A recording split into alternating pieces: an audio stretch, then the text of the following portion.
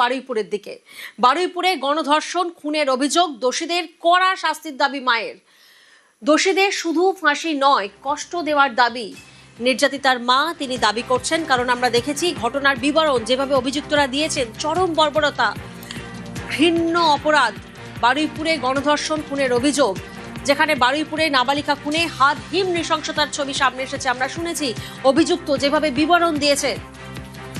অর্পণ প্রতিনিধি আমাদের সঙ্গে রয়েছেন, সরাসরি অর্পণের থেকে একবার জানবো। অর্পণ, দোষীরা অর্থাৎ অভিযুক্তরা যেভাবে এই ঘটনার বিবরণ দিয়েছে, নিঃসন্দেহে হারহিম এক নৃশংসতা, ঘৃণ্য অপরাধ, চরম বর্বরতা। নির্যাতিতার মা তিনি কি দাবি করছেন? একদমই দেখো, ময়নাতদন্তের যে রিপোর্ট, সেই রিপোর্ট কিন্তু মানুষকে মন নাড়িয়ে দেওয়ার মতো, এবং এই রিপোর্টে যেটা উল্লেখ করা হয়েছে যে মৃত্যুর আগেই তাকে জলে ফেলা হয়েছিল, শরীরের একাধিক অংশে ক্ষত রয়েছে, এবং যে এই নাবালিকাকে তুলে নিয়ে গিয়েছিল, অপহরণ করেছিল, সে যে বিবরণ দিয়েছে সেটা কিন্তু আরও মর্মাহত হওয়ার মতো তার বিষয়। এবং সে যেটা জানাচ্ছে যে যখন তুলে নিয়ে যাওয়া হয় সে চিৎকার করেছিল, আর সেই কারণে তার গলায় পা তুলে পর্যন্ত দেওয়া হয়েছিল। সব মিলিয়ে বলা চলে নৃশংসতার সব চরম সীমা পার করেছে, এবং তার মা চাইছেন এই ঘটনায় যারা অভিযুক্ত রয়েছেন প্রত্যেকের কঠোর থেকে কঠোর শাস্তি দেওয়া হোক। ফাঁসি দিলে একবারে মৃত্যু হবে, কিন্তু ফাঁসি দেওয়ার আগে তার মেয়ে যেমনভাবে ধীরে ধীরে মরেছে এবং কষ্ট পেয়ে মরেছে, সেই কষ্ট দিয়ে তবেই তাদেরকে সাজা দেওয়া হোক। শুধু নির্যাতিতার মা নয়, তার পরিবারের একাধিক সদস্যও কিন্তু একই বক্তব্য রেখেছেন। গ্রামের মানুষজন তারা চাইছেন যে যারা এই ঘটনার সঙ্গে যুক্ত রয়েছে প্রত্যেকের দৃষ্টান্তমূলক শাস্তি হোক, যাতে এই ঘটনা দুবার আর না ঘটে, এবং যারা এই ঘটনা ঘটায় বা যাদের মানসিক বিকৃতি রয়েছে তারাও যেন শুধরে যায় এই শাস্তি দেখে।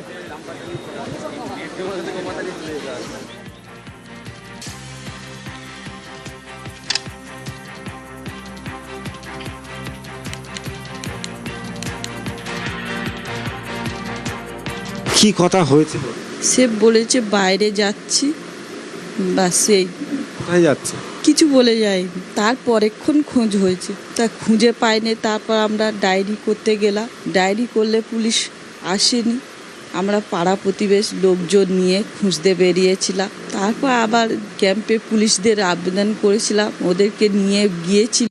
সিসি ক্যামেরাতে দেখে সে অপরাধীদের ধরলো। তাদেরকে যেন কঠিনভাবে শাস্তি দেওয়া হয়। আমার মেয়েকে যেরকম শাস্তি দিয়ে মেয়েছে, তাদেরকে ওরকম শাস্তি দিয়ে ফাঁসি ঝোলানো হয়। শুধু ফাঁসি দিলে তারা বেঁচে যাবে, তাদের ওইরকম অত্যাচার করে তবে ফাঁসি দেওয়া উচিত। তবে বাচ্চাদের ধরে ওরকম করতে গেলে বুক কাঁপে যেন। আমরা শুনলাম নির্যাতিতার মা, তিনি বলছেন দোষীদের শুধু ফাঁসি নয়, কষ্ট দেওয়ার দাবি। এই যে কষ্টের কথা বলা হচ্ছে, শুনলে চমকে উঠবেন, শিউরে উঠবেন হারহিম নৃশংসতার এই বিবরণ শুনে। এই অপরাধ কেন করলে? কি অন্যায় করেছিল ওই নাবালিকা? কজন ছিলে তোমরা? বারুইপুরে 12 বছরের নাবালিকাকে খুনের ঘটনায় চরম নৃশংসতা। গণধর্ষণের পর জীবন্ত অবস্থায় বস্তায় পুরে পুকুরে ফেলে দেওয়া হয় নাবালিকাকে। সোমবার ময়নাতদন্তের রিপোর্টে উঠে এসেছে এমনই সব তথ্য। সূত্রের খবর, ময়নাতদন্ত রিপোর্টে উল্লেখ করা হয়েছে নাবালিকাকে নৃশংসভাবে গণধর্ষণ করা হয়েছে। গোপনাঙ্গে একাধিক আঘাতের চিহ্ন রয়েছে। মাথায় ভারী কিছু দিয়ে বারবার আঘাত করা হয়েছে। এরপর জীবন্ত অবস্থায় ফেলে দেওয়া হয় পুকুরে। জলে ডুবেই মৃত্যু হয় নাবালিকার। এরপরই নাবালিকা খুনে গণধর্ষণ সহ একাধিক গুরুতর ধারায় মামলা রুজু করে পুলিশ। মামলা রুজু হয়েছে ভারতীয় ন্যায় সংহিতার 65 ধারায় ধর্ষণ, 70-এর 2 ধারায় গণধর্ষণ, 103-এর 1 ধারায় খুন, 238 ধারায় তথ্য প্রমাণ লোপাট এবং 61 ধারায় অপরাধমূলক ষড়যন্ত্র। শনিবার বিকেল বন্ধুর বাড়ি যাওয়ার জন্য বেরোয় নাবালিকা। এরপর থেকেই নিখোঁজ। রাত পর্যন্ত কোনো খোঁজ মেলেনি তার। রাতেই পুলিশের দ্বারস্থ হয় পরিবার। রবিবার সকালে এলাকারই একটি পুকুর থেকে উদ্ধার হয় নাবালিকার বস্তাবন্দি দেহ। সিসি ক্যামেরার ফুটেজে দেখা যায় মেয়েটিকে সঙ্গে করে নিয়ে যাচ্ছে এক ব্যক্তি। ফুটেজ দেখে অভিযুক্ত প্রভাস মণ্ডলকে চিহ্নিত করেন স্থানীয়রা। এই প্রভাস মণ্ডলকে নিয়েই নাবালিকার দেহ উদ্ধার। তারপর থেকেই একের পর এক চাঞ্চল্যকর অভিযোগ। এর মধ্যেই সামনে আসে আরেকটি ভিডিও। ভাইরাল ভিডিওয়ে প্রভাস মণ্ডলকে বলতে শোনা যাচ্ছে নাবালিকার উপর নৃশংসতার কথা। আনন্দ আছে আর ওরা বন্ধু আছে, মেয়েটা ছেলেছে বলে চুরি করে পাঠিয়েছে আনন্দ ছেলে মেরে দিয়েছে। খারাপ কাজ কে করেছিস? খারাপ কাজ আমি করিনি, আর সত্যি কথা বলতে পারবো না, আমি করেছি না। ওরা বলতে পারছে ওরা করতেছি না, কিন্তু আনন্দ এই ভাগে আমি ছিলাম, ওরা নিয়ে তারপর আমি ছিলাম না। এই নৃশংসতার তদন্তে ইতিমধ্যে সিট গড়েছে রাজ্য সরকার। গণধর্ষণের মামলায় শুরু হয়েছে তদন্ত। মঙ্গলবার যাচ্ছেন মুখ্যমন্ত্রী নিজেই। দক্ষিণ 24 পরগনা থেকে অর্পণ মণ্ডল, নিউজ 18 বাংলা। এই বিবরণ শুনে সত্যি শিউরে উঠছেন প্রত্যেকেই। বারুইপুরে গণধর্ষণ খুনের অভিযোগ, কোনো দলের বিষয় নেই, সবাই একজোট, দাবি নিহত নাবালিকার দাদু দিদার।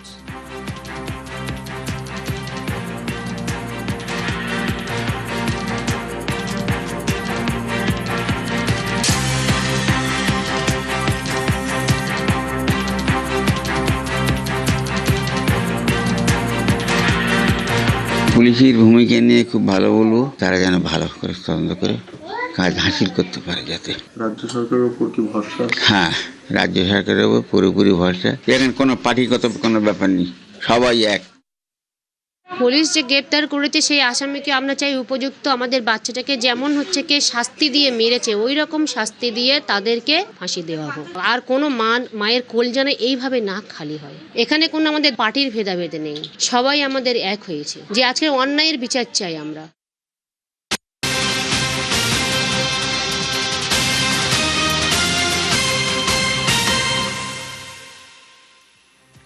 বারুইপুর কাণ্ডে স্থানীয় পুলিশের ভূমিকায় একাধিক প্রশ্ন। বারুইপুরে নাবালিকাকে গণধর্ষণ খুনের অভিযোগ, পুলিশের ভূমিকা খতিয়ে দেখা হবে বললেন ডিজি। বারুইপুরের ঘটনাস্থলে ডিজি সিদ্ধিনাথ গুপ্তা।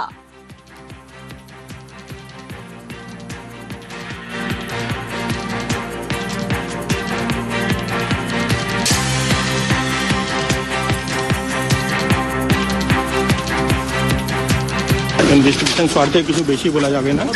এখন পর্যন্ত 3 লোক অ্যারেস্ট হয়েছে, ইনভেস্টিগেশন চলছে। আমরা এরকম যদি কোনো আরও প্রোগ্রেস হবে সেটা আমরা জানাবো। স্যার আরো কারো ইনভলভমেন্ট এখনো পর্যন্ত কিছু আমরা কেউ থাকতে পারে, আমরা ইনভেস্টিগেশন ক্ষেত্রে আরও বেশি বলছি না এটা, যেহেতু ইনভেস্টিগেশন চলছে, খুব সেন্সিটিভ কেস আছে, তো বেশি ডিটেলস আরও ইনভেস্টিগেশন এগিয়ে গেলে তারপরে কতটা পুলিশের ভূমিকা নিয়ে একটা প্রশ্ন তুলেছিলেন। আমরা সব বিষয় নিয়ে, যদি পুলিশের ভূমিকার উপর প্রশ্ন আছে কি দেরিতে রেসপন্স হয়েছে কিংবা কী হয়েছে, পুরো ইনকোয়ারি করে যা ব্যবস্থা আছে যেটা আমরা কমপ্লিট ব্যবস্থা নেব।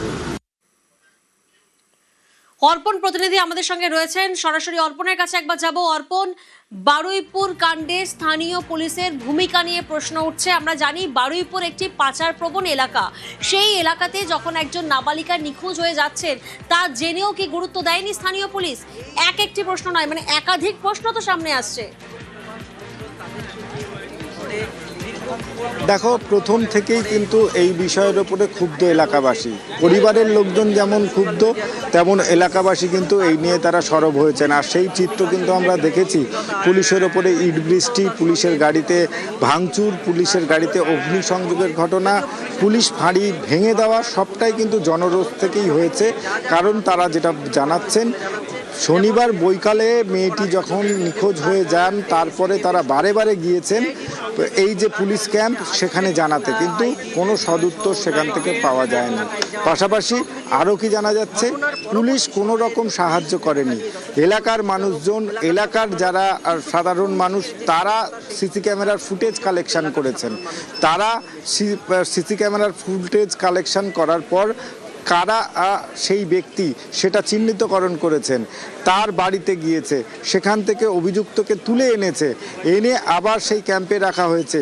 যদিও এলাকাবাসীর অভিযোগ যে সেখান থেকে একজনকে ছেড়ে দেওয়া হয়, কিন্তু যদিও সেই ঘটনা পরবর্তীকালে জানা যায় সে সেখান থেকে পালিয়েছে।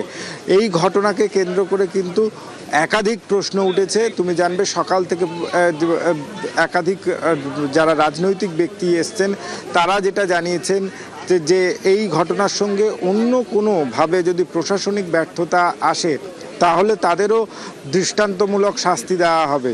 এবং সকালে পুরমন্ত্রী তিনি এসছেন, অগ্নিমিত্রা পাল, তিনি যেটা জানাচ্ছেন যে এই ঘটনার সঙ্গে কোনোভাবেই আপোষ নয়। যে কেউ যদি এই ঘটনার সঙ্গে যুক্ত থাকে বা নেগলিজেন্সি ধরা পড়ে তার বিরুদ্ধেও সরকার ব্যবস্থা নেবে। এবং সমস্ত রাজনৈতিক দলের যারা জনপ্রতিনিধি রয়েছেন, যারা এসছেন পরিবারের পাশে থাকার বার্তা দিয়েছেন, তারাও বলেছেন যে এই ঘটনা কিন্তু দ্বিতীয়বার না ঘটে এবং প্রশাসনিক ব্যর্থতা সেদিকটাও লক্ষ্য রাখা দরকার। এবং এর পাশাপাশি ডিজি সিদ্ধিনাথ গুপ্তা তিনি ঘটনাস্থলে যান, যে ঘটনার স্থলে এই মৃতদেহ পাওয়া গিয়েছে সেখানে গিয়ে তিনি সেখানে যান। ভিডিও ফুটেজ সেখান থেকে যে পাওয়া গিয়েছে সেটা সংগ্রহ করেন এবং তাকে আমরা যখন প্রশ্ন করেছিলাম তিনি পরিষ্কার জানিয়েছেন সব দিক খতিয়ে দেখা হবে, সমস্ত দিক খতিয়ে দেখা হবে। যদি কোনো নেগলিজেন্সি পাওয়া যায় অবশ্যই সেটা ব্যবস্থা নেওয়া হবে। এবং এই ঘটনায় বারে বারে কিন্তু পুলিশি ব্যর্থতা বা পুলিশি একটি নেগলিজেন্সির কথা উঠে আসছে এবং স্থানীয় মানুষজন যেটা অভিযোগ করছেন, প্রথম থেকেই তারা অভিযোগ করে আসছেন কিন্তু পুলিশের সাহায্য সেই মতো তারা পাননি। গতকালই মুখ্যমন্ত্রী বলেছিলেন স্থানীয় পুলিশের গাফিলতি থাকলে ব্যবস্থা নেওয়া হবে। শোনাবো আপনাদের। जो इंसिडेंट हुआ उसमें जीरो टॉलरेंस। जो मिसिंग डायरी का बात पुलिस का, लोकल पुलिस का भी क्या रोल है उस भी असेसमेंट होगा। पुलिस ऑफिसर का कुछ आपका इरेस्पॉन्सिबिलिटी मिलेगा तो उसका दर्जा दिखाने का काम भी पुलिस मंत्री करेगा। एकदम नो कॉम्प्रोमाइज। আজ বারুইপুরে নির্যাতিতার বাড়িতে যান পুরমন্ত্রী। স্থানীয় পুলিশকে কড়া বার্তা দিয়েছেন অগ্নিমিত্রা পাল।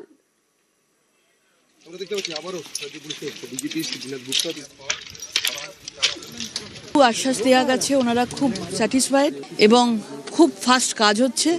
গ্রেপ্তারও হয়েছে, আরও কিছুজন বাকি আছে। খুব ফাস্ট ওরা বিচার চায়, আমরাও একদম পুরোপুরিভাবে তার বিচার চাই।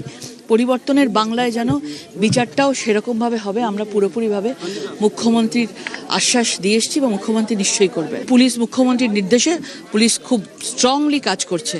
একটা দৃষ্টান্তমূলক শাস্তি হলে আশা করি পশ্চিম বাংলাকে আর এইভাবে এই ঘটনা আবার পুনরাবৃত্তি হবে না, ঘুরে দেখতে হবে না যে এই বারুইপুর কাণ্ড বিচার কিভাবে হচ্ছে, বিচার দেখিয়ে দেবে মুখ্যমন্ত্রী। আজ বারুইপুরে নির্যাতিতার বাড়িতে যান পুরমন্ত্রী। স্থানীয় পুলিশকে কড়া বার্তা দিয়েছেন অগ্নিমিত্রা পাল।